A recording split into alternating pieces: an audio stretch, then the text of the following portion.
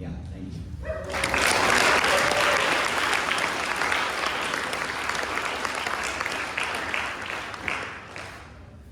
Okay, now we have Allison and Chamberlain with Lit Math. We're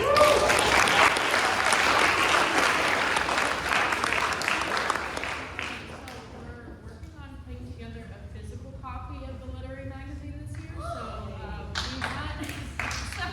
We need submissions from all of you, so you can submit art or poetry or short creative writing. And other languages too. Sure. You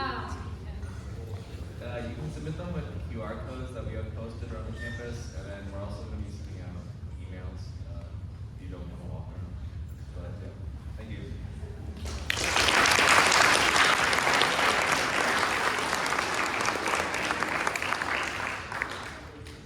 Okay, everyone, let's get some applause for Miles' sophomore speech.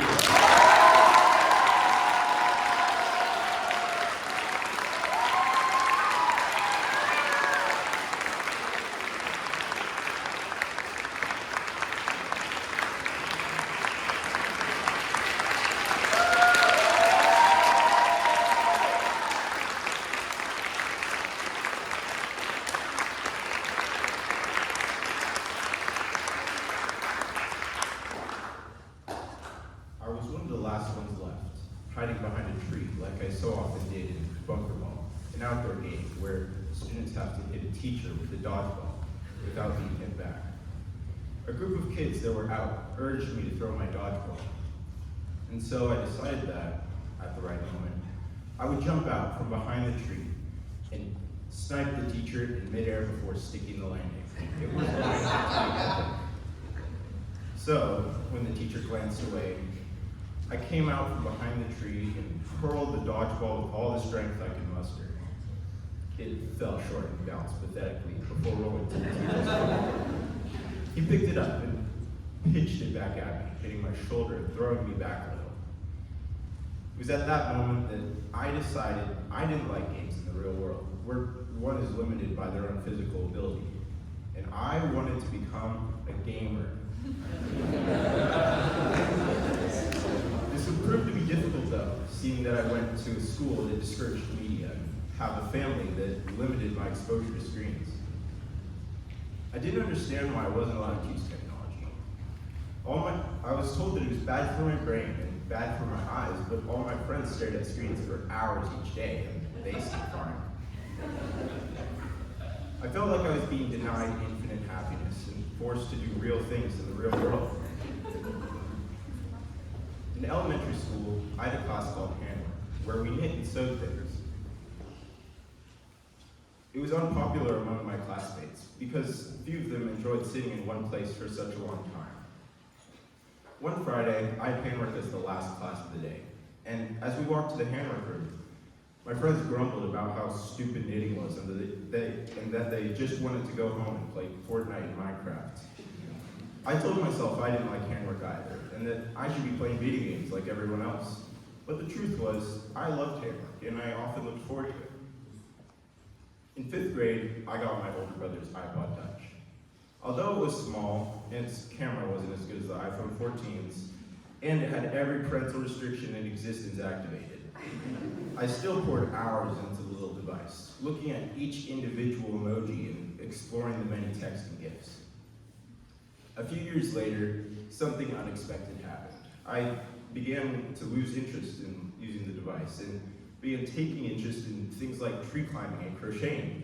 And just as my eyes began opening to the real world, the COVID pandemic hit. And I got my older brother's laptop. Although it was an older model, it had the battery life of a pickle, and it also had many parental restrictions. It gave me access to something that I hadn't had before, the internet. Because I wasn't able to go anywhere and meet with friends, my mom allowed me 1 hour of Minecraft each week. I happily used every minute of my hour, and often more, to explore and achieve every goal of the game.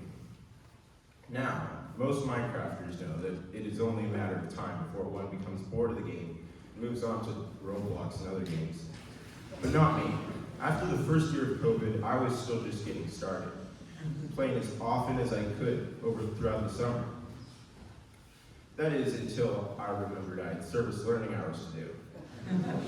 My mom and I quickly looked for volunteer opportunities, and eventually found out that my old school was running a summer program for the students, and volunteers were invited to help out. I was extremely resistant at first, thinking about how I could spend all that time mining and crafting, but I eventually was convinced to give it a try. The other volunteers and I helped out with things like carrying landscaping rocks and assembling what felt like 1,000 IKEA stools. But I didn't hate it. I was getting my service learning hours done, and I felt like I was doing a good thing for the community. On occasion, I was asked to help one of the camp counselors with various projects and activities. The first time this happened, I was tasked with setting up some small cones for a game the counselor was going to play with his group of 5th graders. Over the course of the summer, I helped that counselor many more times with various tasks, and even helped out with a trip to the beach. From time to time, I was trusted to watch the kids when the counselor was on lunch break. These occasions were my favorite, when I got to spend time with the kids, seeing them playing games with each other, and being excited to go to handwork, and enjoying all the things I had pushed away in my childhood. As the end of the summer approached, I found myself wishing it went longer so I could make up for all the time I had thrown away when I was young. When the final week arrived, I had talked to the counselor about setting up an end of summer activity. And then, on the last day, after explaining the rules, the game of bunker ball began. This time with the counselor and me as the teachers, and the group of 5th graders as the kids hiding behind trees. This time, my goal wasn't to do anything fancy. I just had a good time, thankful for the opportunity to enjoy what I missed as a child. Thank you.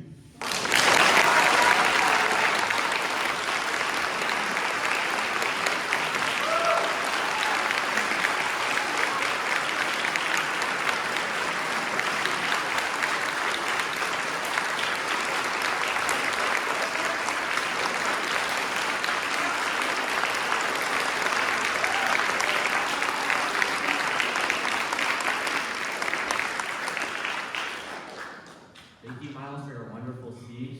I can tell you really understood your audience, judging by how much Minecraft and Roblox I see in the Student Center. Well, with that, we have Miss Yarny with an announcement.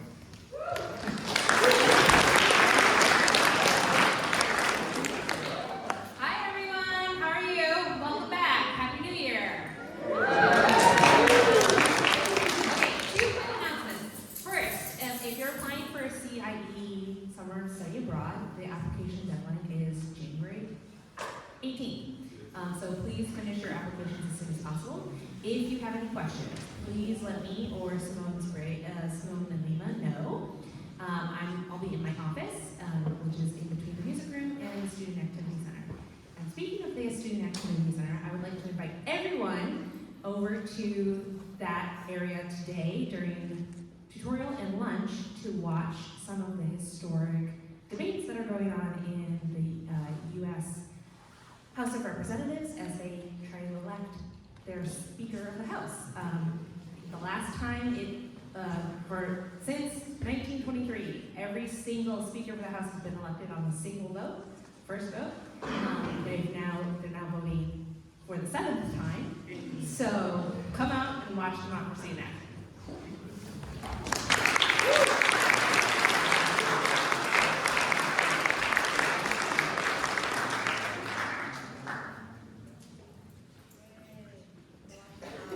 Really fun, hopefully.